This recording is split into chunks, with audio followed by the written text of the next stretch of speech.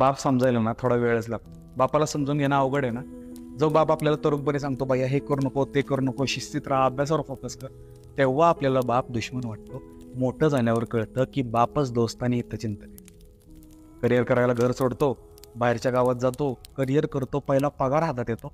पहिला पगार हातात आला की आपण सगळ्यांचा खर्च भागवतो. खर्च भागवतो कळतं मला काहीच राहिलं नाही. मग प्रश्न पडतो की माझ्या वडिलांनी एवढीशा पगारात सगळं मॅनेज कसं केलं, सगळे खर्च कसे भागवले. घर सोडलं, लांब गेलो. बाप दिवाळी आली, उत्साहात सगळ्यांना कपडे घेतले, सगळ्यांना काही ना काही तर घेतलं. मला घ्यायची वेळ आली तेव्हा मी थोडा मागं सरकलो. मग प्रश्न पडला, मी पप्पासारखाच होतोय. पप्पाने तरी कधी कुठं काय स्वतःला घेतलं. घर सोडलं की बाप कळतो. लहानपणी वाटायचं की पप्पा शांत शांत का असतो, पप्पा हसत का नाही, दुकानातून आला, जॉबवरून आला की पप्पा शांत का बसतो. मोठं झाल्यावर त्या प्रश्नांची उत्तरं मिळतात. ज्या सफरिंगमधून, ज्या पेनमधून, ज्या सगळ्या गोष्टीतून तुम्ही आता जाताय, त्या गोष्टीतून 10 पटीनं तुमचा आणि माझा बाप गेले.